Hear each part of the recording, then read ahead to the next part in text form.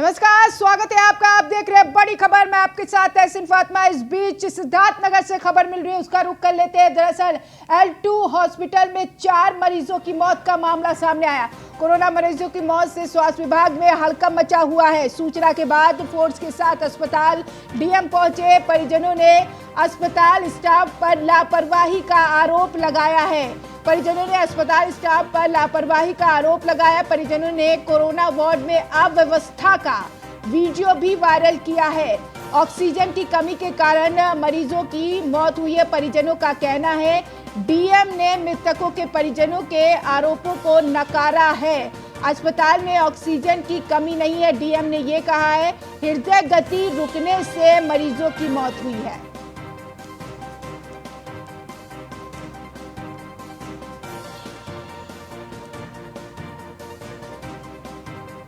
तो अहम जानकारी आप तक पहुंचाई जा रही है। मरीजों की मौत का मामला सामने आया है। दरअसल सिद्धार्थनगर की ये खबर है। L2 अस्पताल में 4 मरीजों की मौत हुई है। कोरोना मरीजों की मौत से स्वास्थ्य विभाग में हड़कंप मचा हुआ है। सूचना के बाद फोर्स के साथ अस्पताल पहुंचे डीएम। परिजनों ने अस्पताल स्टाफ पर लापरवाही का आरोप लगाया है। परिजनों ने कोरोना वार्ड में अव्यवस्था का वीडियो भी वायरल किया है। ऑक्सीजन की कमी के कारण मरीजों की मौत हुई है, ये परिजनों का आरोप है, लेकिन डीएम ने इस आरोप को नकारा है। डीएम ने मृतकों के परिजनों के आरोप को नकारा है। अस्पताल में ऑक्सीजन की कमी नहीं है, डीएम ने कहा है। हृदय गति रुकने से मरीजों की मौत हुई है।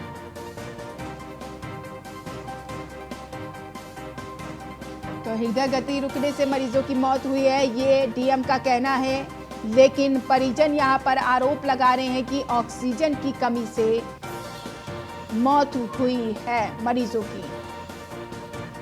तो कोरोना की वजह से मौत का सिलसिला रुकने का नाम नहीं ले रहा है। सिद्धार्थनगर का मामला है। तो इस अस्पताल में ऑक्सीजन की कमी से मौत हुई है, परिजनों का कहना है, लेकिन डीएम ने इस चीज को नकारा है। हृदय गति रुकने से मरीजों की मौत हुई है, डीएम ने ये कहा। ऑक्सीजन की पर्याप्त मात्रा है, वहां पर ऑक्सीजन की कोई कमी नहीं है। L2 अस्पताल का ये मामला है। सूचना के बाद फोर्स के साथ डीएम अस्पताल पहुंचे। मौके से वहां पर सारी देखरेख को सोचा समझा, वहां पर क्या कुछ है व्यवस्थाओं का जायजा लिया। फिर उसके बाद डीएम का कहना है कि ऑक्सीजन की वजह से मरीजों की मौत नहीं हुई है।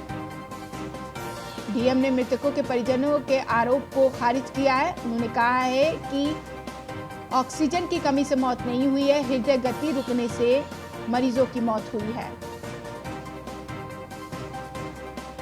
सद्दाम संवाददाता इस खबर पर जानकारी के साथ जुड़ गए हैं। सद्दाम, L2 हॉस्पिटल का मामला है।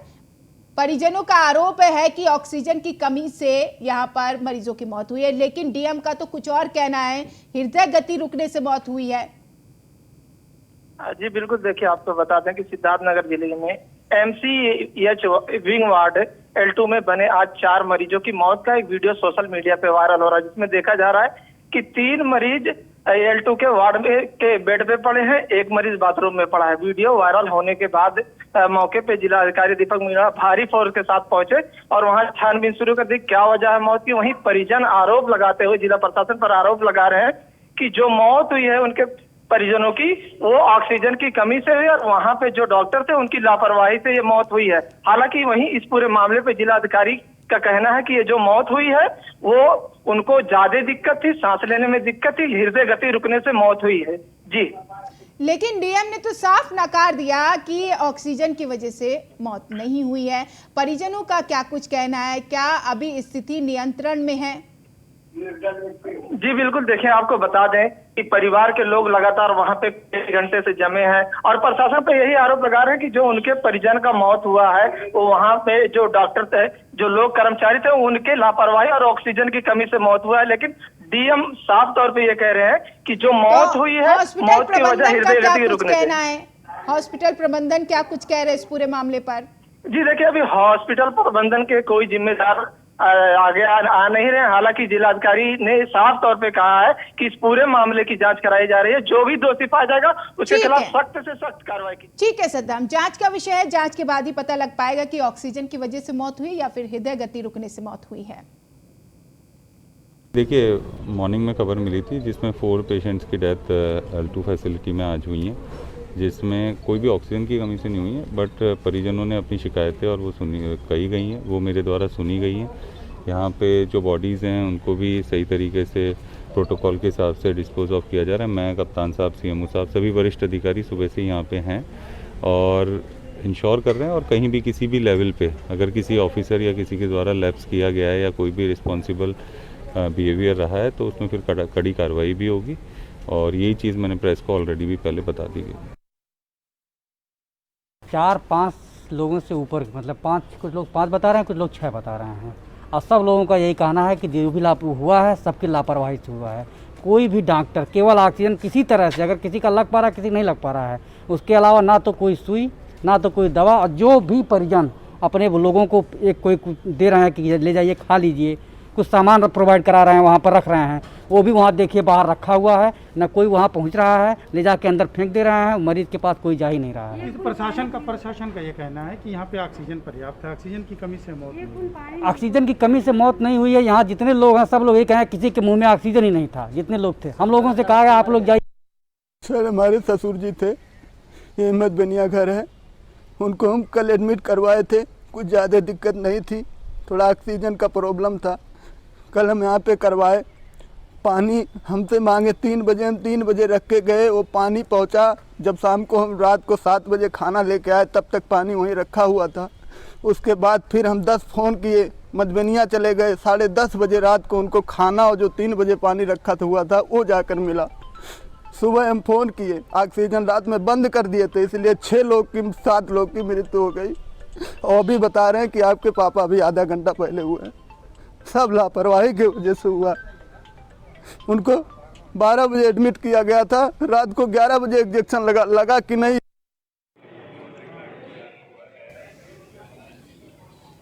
तो डीएम ने मृतकों के परिजनों के आरोपों को नकारा है। डीएम ने कहा है कि ऑक्सीजन की वजह से मौत नहीं हुई है, हृदय गति रुकने से मौत हुई है, लेकिन परिजन यहां पर बिलख रहे हैं। उन्होंने कहा पूरी तरीके से सेहतयाबी थे मरीज, लेकिन अचानक उनकी डेथ क्यों हो गई ये एक जांच का विषय है। हालांकि डीएम ने यह भी कहा है कि जांच कराई जाएगी, जांच में जो भी निकलकर सामने आएगा उसके तहत कार्रवाई की जाएगी।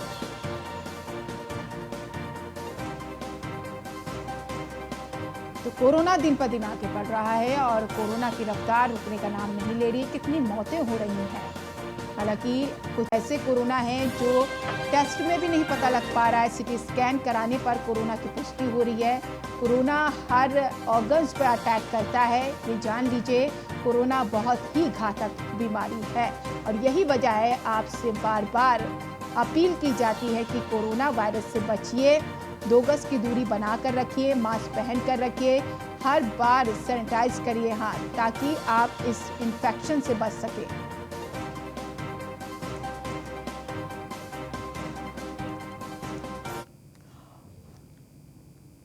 और अब हमारे साथ खास चर्चा के लिए जुड़ रहे हैं दिल्ली से डॉक्टर दीपाली भारद्वाज, एम्स ऋषिकेश। आइए इनसे जानते हैं कि कोरोना काल में आम जनमानस के लिए कैसे कोरोना से बचाव के उपाय देती हैं। आपका स्वागत है दीपाली जी न्यूज़ 1 इंडिया पर।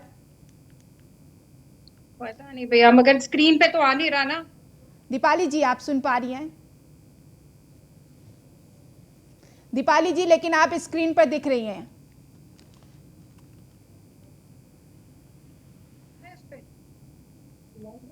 चलिए, मुझे लगता है संपर्क हमें दोबारा करना पड़ेगा दीपाली जी से और उनसे जानेंगे कि क्या कुछ उपाय है कोरोना के, कैसे बचा जाए, किस तरीके से हमें एहतियात बरतना चाहिए। दिल्ली से डॉक्टर दीपाली भारद्वाज अभी जुड़ेंगे कुछ ही देर में एम्स ऋषिकेश।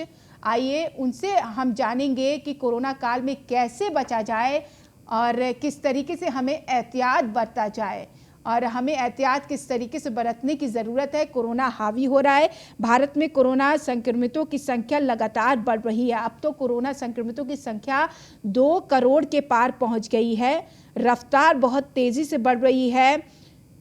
तो वहीं 137 दिन में 1 करोड़ से 2 करोड़ के करीब मामले पहुंच गए हैं। इससे पहले संक्रमितों की संख्या 1 लाख से 1 करोड़ तक पहुंचने में 60 दिन लगे थे। मतलब 4 माह में कोरोना के मामले 2 गुने हुए हैं। कोरोना की रोकथाम कैसे की जाए, क्या उपाय है, डॉक्टर्स क्या सलाह देते हैं, इस खास कार्यक्रम में आप जानेंगे। और ऐसे में आपको बता दें कि कोरोना मरीजों की संख्या इसलिए भी बढ़ी क्योंकि हम बड़े पैमाने पर लापरवाही बरत रहे हैं और एहतियात नहीं बरत रहे हैं। हमें लग रहा है ये एक आम सी बीमारी है, लेकिन ये छुआछूत की बीमारी है। हम अगर कोरोना संक्रमित हमें पता नहीं है, हमारे संपर्क में आए लोग भी कोरोना संक्रमित हो जाएंगे। हमें बहुत ज़्यादा एहतियात बरतने की ज़रूरत है। तो एक दिन में दरअसल 3,417 मरीजों की मौत हुई है देश में। सोमवार को अगर बात करें तो सोमवार को कोरोना के 3,68,147 नए मामले सामने आए हैं। 3,417 मरीजों की मौत हुई है। तो आंकड़ों के मुताबिक संक्रमितों की संख्या 2 करोड़ से भी ज़्यादा पहुंच गई है। तो वहीं मृतकों की संख्या 2,21,666 तक पहुंच गई है देश में। देश में 1 मई को संक्रमण के रिकॉर्ड 4,01,993 नए मामले आए थे। वहीं 2 मई को 3,92,488 मामले सामने आए। तो उपचाराधीन मरीजों की संख्या बढ़कर 34,13,642 हो गई है। डॉक्टर दीपाली भारद्वाज जी एक बार फिर जुड़ गई हैं हमारे साथ। आपका स्वागत है दीपाली जी न्यूज़ 1 इंडिया पर। Thank you. दीपाली जी, ये जो संक्रमण का खतरा बढ़ रहा है, ये जो खतरा बढ़ रहा है, सबसे पहले हमें तो टटोलनी चाहिए उसके पीछे की वजह, क्योंकि तमाम एहतियात बरते जा रहे हैं। मास्क भी लगाए जा रहे हैं, 2 गज की दूरी भी बनाई जा रही है, हाथ को भी सैनिटाइज किया जा रहा है। बावजूद इसके ये संक्रमण हम पर हावी क्यों हो रहा है? देखिए, संक्रमण होने के बहुत सारे कारण हैं और सबसे बड़ा कारण है कि वायरस हमसे ज्यादा स्मार्ट है। वायरस म्यूटेट हो गया है। 1.5 साल हो गया है। 1.5 साल पहले आरोग्य सेतु जब शुरू हुआ था, तब सबसे पहले सबको कहा गया था कि हाथों को सैनिटाइज करें, हाथ कैसे धोना है, मास्क कैसे पहनना है। मैं आपको बता सकती हूँ, आज भी इतने सारे ऐसे एरियाज हैं दिल्ली में ही जहां पे लोग मास्क लगा के राजी नहीं है या मास्क को ठीक तरह से नहीं पहनते। अगर लोग ऐसे ही रहे तो कोविड एप्रोप्रिएट बिहेवियर नहीं किया तो वायरस और म्यूटेट होगा।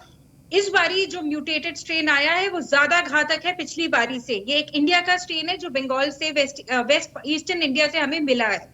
उसको मिले हुए भी अब 2-2.5 महीने हो चुके हैं। वो स्ट्रेन 3 से 4 दिन में निमोनिया कर देता है, जिसकी वजह से सबको ऑक्सीजन की जरूरत पड़ती है। और आपको भी पता है कि उस वजह से हेल्थ इंफ्रास्ट्रक्चर पे कितना प्रेशर पड़ रहा है। और इतनी ज्यादा घातक होने की वजह से जिन लोगों को ऑक्सीजन नहीं मिल पा रहा है या जिनको डॉक्टर नहीं तुरंत मिल पा रहा है तो उनकी डेथ हो जाती है। तो रोजाना इतनी सारी डेथ का भी टोल हो गया है। शमशान घाट जाके देखें, जहाँ पे चिताएं जलाई जाती हैं, वहां देखें, लाइनों पे लाइनें हैं 2 बार। तो लोगों से आपके चैनल के माध्यम के द्वारा एक रिक्वेस्ट है कि कोविड एप्रोप्रिएट बिहेवियर अगले 1-1.5 साल कर लिया तो हम बच जाएंगे। अगर 1-1.5 साल तक लोग नहीं करने को राजी, अगर उनको आज भी लगता है कि उनको हाथ धोना जरूरी नहीं है, मास्क ठीक से पहनना जरूरी नहीं है, किसी भी कारण से या दूरी जबरदस्ती ना बनाए, पास जाके खड़े रहें, तो ये वायरस हमसे ज्यादा स्मार्ट है, रूप बदल के हमें परेशान करता ही रहेगा। डॉक्टर दीपाली जी, आपने बहुत अच्छी बात की, लेकिन सबके बीच एक और चीज़ है जिससे कोरोना से लड़ा जा सकता है, बचा जा सकता है, वो है इम्यूनिटी पावर। इम्यूनिटी पावर को कैसे बढ़ाया जाए, क्या है आपके पास उपाय, हमारे दर्शकों को बताइए। सबसे पहले टीकाकरण, टीका ही इसका सबसे बड़ा सोल्यूशन होगा। जितनी जल्दी आपको पहली अपॉर्चुनिटी मिले उस पे जाएं। संकेत ना करें कि ये सरकार का कोवैक्सीन अच्छा है या कोविशील्ड अच्छा है या कुछ बाहर से आने वाला है, ना सोचें। जॉनसी वैक्सीन का मौका जिसको जैसे ही मिले जाके टीकाकरण कराए पहली इम्यूनिटी के लिए। दूसरा, अपना माइंड भी थोड़ा सा पीसफुल रखें, जो मैंने खुद कोशिश कर रही हूँ। अब मैं थोड़ा सा रोज स्माइल कर रही हूँ। स्माइल करने से हमारी बॉडी में थोड़े ऐसे हार्मोन्स, एंजाइम्स रिलीज होते हैं जो हमको रिलैक्स करते हैं। तीसरा, जो हम बार बार आपको बताते आए हैं, डीप ब्रीदिंग एक्सरसाइजेस। जी हाँ, डीप ब्रीदिंग करिए, अपने फेफड़ों को थोड़ा सा उसमें एक्सरसाइजेस करिए। अगर आपको थोड़ा भी सर्दी जुकाम है, कोविड जैसे सिम्टम नहीं है, और अगर आपको कोविड पॉजिटिव है या कोविड नेगेटिव भी हो, किसी भी उम्र के हो, तो थोड़ा सा प्रोनिंग करना चाहिए। उससे आपके लंग्स की, फेफड़ों के आखिरी लोब तक ऑक्सीजन जाता है। अच्छा पोषक सात्विक घर का खाना खाएं, ज्यादा मसालों का उपयोग करें, स्पेशली काली मिर्ची और अश्वगंधा, गिलोय, तुलसी, नीम, इन चीजों को खाने में भी थोड़ा बहुत डाला जा सकता है। काढ़ा पिए हफ्ते में 3-4 दिन, गर्म पानी पिए पूरा दिन, इससे आपकी शरीर की इम्यूनिटी बनती है। और कोई भी फल, लाल और पीला, जैसे 2 अलग अलग रंग का फल रोजाना खाने की कोशिश करें, उससे हमारी शरीर की ताकत अगेंस्ट वायरसेस बढ़ती ही बढ़ती है।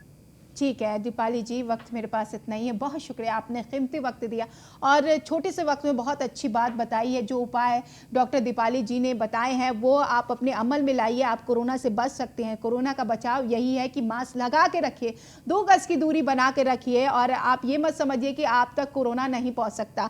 कोरोना इतनी घातक बीमारी है, कब आप तक पहुंच जाए और आपको पता भी नहीं लगेगा और टेस्ट कराने पर पता लगेगा कि आपकी रिपोर्ट पॉजिटिव आई है। रिपोर्ट पॉजिटिव ना है, इसके लिए आपको एहतियात रखना होगा। बात कोरोना वायरस से जुड़ी हो रही थी और ऐसे में आगे इसी बात को बढ़ाएंगे क्योंकि कोरोना दिन पर दिन हावी हो रहा है और दिन पर दिन कोरोना बढ़ता हुआ दिखाई दे रहा है। मौतों का भी आंकड़ा बढ़ रहा है। कोरोना की रोकथाम के लिए तमाम एहतियात बरते भी जा रहे हैं लोगों की तरफ से और तमाम कदम भी उठाए जा रहे हैं तमाम राज्य की सरकारों की तरफ से, लेकिन कोरोना है कि हावी होता हुआ दिखाई दे रहा है। आपको बहुत ज्यादा एहतियात बरतने की जरूरत है। खैर, अब हमारे साथ खास चर्चा के लिए जुड़ रहे हैं जन अधिकारी पार्टी के सुप्रीमो पप्पू यादव। आइए उनसे जानते हैं कि कोरोना काल में आम जनता के लिए क्या संदेश देते हैं। हालांकि कोरोना के कहर से बिहार में 15 मई तक लॉकडाउन लगाया गया है।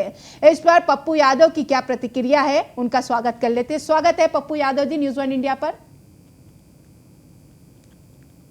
पप्पू यादव जी, बिहार में लगातार कोरोना बढ़ रहा है, इसके पीछे की वजह पप्पू यादव क्या मानते हैं? देखिए, कोरोना बढ़ने के पीछे सिस्टम है जी।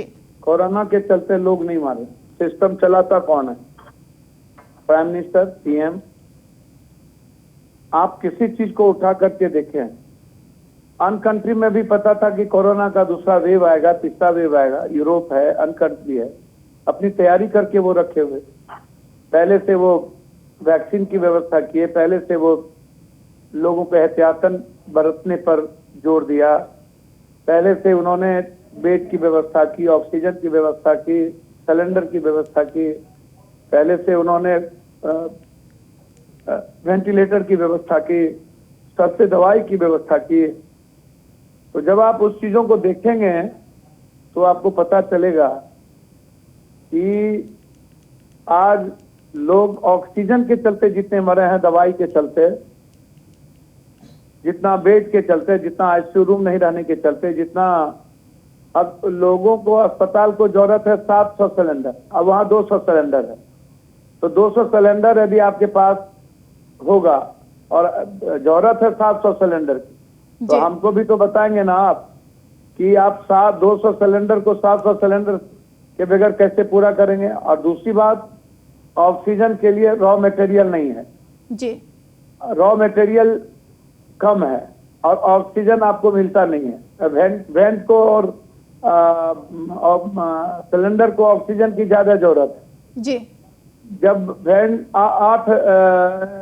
2-4 घंटे में 8 सिलेंडर की जरूरत है एक वेंट को जी, तो लोग कैसे मर रहे हैं? 3 गुना बीमारियां बढ़ा दी आपने पहले ही फैला दिया। अभी पंचायती राज का चुनाव अभी हो रहा है उत्तर प्रदेश में, आप लॉकडाउन की बात करते हैं, आप मानव चयन को तोड़ने की बात करते हैं। मुझको ऐसा लगता है कि मानव चयन, जब आप कोई नर्स नहीं है, इंफ्रास्ट्रक्चर नहीं है, डॉक्टर नहीं है आपके पास, अब वहां मरीजों की सेवा 3-4 आदमी घर के लोग कर रहे हैं, उनके अटेंडेंट हैं, वो वहीं पर उनको मालिश कर रहे हैं, तलवा में मालिश कर रहे हैं, उनको कोई छुआछूत की ये बीमारी नहीं दिखती है हमको। बुखार पहले भी होता था, सर्दी खांसी पहले भी होता था, निमोनिया का दूसरा सिम्टम कोरोना हो गया, टाइफाइड की आप बीमारी का इलाज करते नहीं है, और भी कोई भी ओपीडी सब बंद कर दिए, सर्जरी आपने बंद कर दी, सबको डाइवर्ट आप कोरोना के नाम से कर रहे हैं। तो आप पहले क्यों नहीं, आप एक परिस्थिति क्यों नहीं बनाई?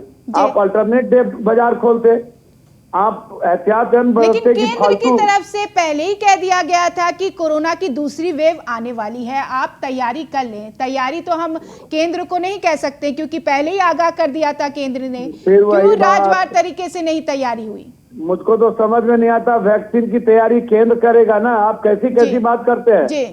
ऑक्सीजन कौन देगा? नहीं तो जैसे ही वैक्सीन आई सर, आपको याद होगा तो सबसे पहले कोरोना वॉरियर्स के लिए वैक्सीन की तैयारी हुई थी कि नहीं? कोरोना वॉरियर के लिए क्यों, कॉमन आदमी फिर वही कोरोना वॉरियर। आपके अनुसार वॉरियर कौन वॉरियर? ये सरकारी अस्पताल में जितने डॉक्टर हैं इलाज तक नहीं करते हैं, क्योंकि उनका प्राइवेट नर्सिंग होम है। लगता है कि मैं यहाँ इलाज कर दूंगा तो कोई मेरे यहाँ नहीं जाएगा, कोई छूते तक नहीं है एनएमसीएच में, अन्य जगहों पर। क्या बात आप कर रहे हैं? कोरोना वॉरियर, हम कॉमन आदमी की बात कर रहे हैं। आपने इतने कभी मूर्ति पर, कभी मंदिर पर, कभी ट्रम्प पर, कभी इतने पैसे खर्च कर दिए। आप 11,000 करोड़ रुपया में पीएम केयर फंड में आया, आपने कहा कि हम 200 या 300 400 हम ऑक्सीजन प्लांट लगाएंगे। 8 प्लांट आपकी नहीं लगी, 9 प्लांट आपका नहीं लगा 13 महीने के अंदर। आप कर क्या रहे थे? दिल्ली में ऑक्सीजन के चलते रेमडेसिविर जो दवाई है वो 1 लाख रुपया में मिलता है दिल्ली में। अब क्यों, कारण क्या है कि दिल्ली में 3,000 की दवाई 1,70,000 में दवाई के लिए तरस गए। विटामिन सी मार्केट से गायब हो गई, डॉक्सोना मार्केट से गायब हो गया। एम्बुलेंस वाले 1 किलोमीटर के लिए 20,000 12,000 रुपया लेते हैं। आपके पास एम्बुलेंस नहीं है, आपके पास तो इस चीज का जिम्मेदार कौन है पप्पू यादव जी? सरकार, केंद्र और राज्य सरकार दोनों। वैक्सीन लगाना चाहिए आपको। 13 महीने में आप बैठे कहाँ थे? आपको 13 महीने में 400 करोड़ रुपया खून पर लगाइएगा। आपको 11,000 करोड़ का पैसा आप बंगाल में और असम में लगाइएगा। आप कर क्या रहे थे? जी, सीएम घर पे बैठे हैं और आप अस्पतालों में जाकर जायजा ले रहे हैं, इससे क्या संदेश देना चाहते हैं आप? नहीं, देखिए, कोई आदमी अपनी जिंदगी को तौ पे लगा करके दूसरी की जिंदगी नहीं बचाता है। पानी में काम कर रहे थे तो पता था कि डूबने की जगह नहीं जाना है, लेकिन खाना पहुंचाना है, पैसा दूध पहुंचाना है। यदि अगली बार कोरोना में पैसा दे रहे थे, मदद कर रहे थे, खाना पहुंचा रहे थे, तो लग रहा था चलो खाना तक पहुंचा देंगे। लेकिन जब ये सेकेंड बार आया और लोग मर रहे हैं, जब हम वार्ड में जा रहे हैं, जब हम देख रहे हैं कि 5-5 हजार लोग एक दिन में बिहार में मर रहे हैं, 300 साढ़े 300 लोग सिर्फ पटना में एक दिन में मरते हैं। जब मैं वहां जा रहा हूं 3-3 4-4 आदमी अटेंडेंट रहते हैं, ऑक्सीजन नहीं होता है, रेमडेसिविर नहीं होता है, ऑक्सीजन के चलते लोग, बेटा मर जाता है माँ के गोदी में, माँ बेटा के गोदी में, पिता बाप पत्नी के गोदी में, पत्नी पति के गोदी में, भाई बहन के गोदी में। आप हम तरसते हुए देखे हैं हालात कितने बुरे हैं। कभी आप हर चीजों को राजनीति, लेकिन 15 तारीख तक लॉकडाउन लगा दिया गया है बिहार में, कितना प्रभावी होगा ये? मुझको तो समझ में नहीं आता है कि कोर्ट, पहले इनसे ये, आज कोर्ट ने कहा सेना के हवाले कर दो। जो बात पप्पू यादव सब दिन कहा सेना के हवाले करो। यहाँ कोई डॉक्टर, यहाँ मैंने अलग से कहा कि एक कमेटी बनाओ, एक टास्क फोर्स बनाइए। कोई भी किसी अस्पताल में गया के पीएम सुपरिटेंडेंट से लेकर के अन्य सुपरिटेंडेंट पूरा लूट में लगा हुआ है। लैट्रिन बाथरूम जहां पर पेशेंट रहते हैं वो हेलता है, कोई बाथरूम जाने की स्थिति नहीं है। जो वार्ड बुआ है वो 8,000 रुपया लेकर के पेशेंट को भर्ती करता है और एक पानी चढ़ा करके छोड़ देता है। जब मर जाता है तो निकालने वाला 24 घंटा 72 घंटा तक नहीं होता है। लाइन में क्यूब में लगे रहते हैं लोग, 300 लाख। मैंने दिखाया उसको कि एक कितने लाख होते हैं। भर्ती करने के लिए, ले जाने के लिए कोई टॉप बॉय नहीं होता है। लेकिन आखिर क्यों? आपने कहा कि सारी चीजों से आपने अवगत कराया, बावजूद इसके आपकी सुनी नहीं गई। क्या विपक्षियों की कोई भी सुनता नहीं है वहां पर? सत्ता विपक्ष कौन है? विपक्ष कहाँ है? जो सदन के नेता और विपक्ष अपने मंदिर में विधायकों को पीटते नहीं बचा सके, वो बिहार की जनता को क्या पीछे बचाएंगे? जो अपनों को देखने ना जाए, घर से निकले नहीं है नेता को, तो लॉकडाउन नेताओं के लिए सुविधा भोगी हो गए हैं ये लोग। लॉकडाउन लेकिन एक जिम्मेदारी पप्पू यादव की टीम की भी हो जाती है। अगर आप कह रहे हैं कि सरकार के नुमाइंदे या सरकार काम नहीं कर रही है, तो पप्पू यादव की टीम कैसे काम कर रही है इस हालातों को निपटने के लिए? तो आप देख ही रहे हैं कि अभी तक 5,000 से ऊपर रेमडेसिविर लोगों तक कैसे किस तरीके से, कभी नेपाल, कभी बंबई, कभी कहां से, और हर लोगों से ला करके व्यवस्था करके किस तरीके से ऑक्सीजन 170 ऑक्सीजन पटना के घरों में एक सप्ताह के लिए, जब कोई परिस्थिति ये होती है तो पहले एक सप्ताह का वहां भेजता हूं, फिर वो आता है दूसरे जगह भेजता हूं। लगातार हर अस्पताल का दौरा कर रहा हूं, हर जगह जाकर के सरकार को ऐना दिखा रहा हूं कि आपके हालात क्या हैं। परिस्थितियां क्या है नीचे में आप। लेकिन बड़ी बात है कि क्या सरकार आईना देख रही है, क्या सरकार को समझ में आ रहा है, या फिर यहाँ पर सिर्फ और सिर्फ राजनीति हो रही है? कौन राजनीति कर रहा है ये तो देखने वाली बात होगी, लेकिन हालात इस कदर बन रहे हैं बिहार में कि उसको सुधारने के लिए बहुत बड़े पैमाने पर तैयारी करने की जरूरत है। पप्पू यादव जी, वक्त मेरे पास इतना ही है। सर, आपने कीमती वक्त दिया न्यूज़ 1 इंडिया को और बहुत सारी बातें रखी हैं। तो पप्पू यादव जी हमारे साथ थे, बेबाकी से बोलते हुए दिखाई दे रहे थे। हालांकि बिहार की स्थिति ठीक नहीं है। पप्पू यादव का आरोप है कि सरकार कोई काम नहीं कर रही है, काम तो सिर्फ और सिर्फ वो लोग कर रहे हैं जो पहले भी करते आ रहे थे। पप्पू यादव जो हमेशा से करते हुए आ रहे, उन्होंने खुद कहा उनकी टीमें भी काम कर रही हैं, लेकिन सरकार कोई भी काम नहीं कर रही है। फिलहाल इस खास कार्यक्रम में इतना ही। आप बने रही न्यूज़ 1 इंडिया के साथ। नमस्कार।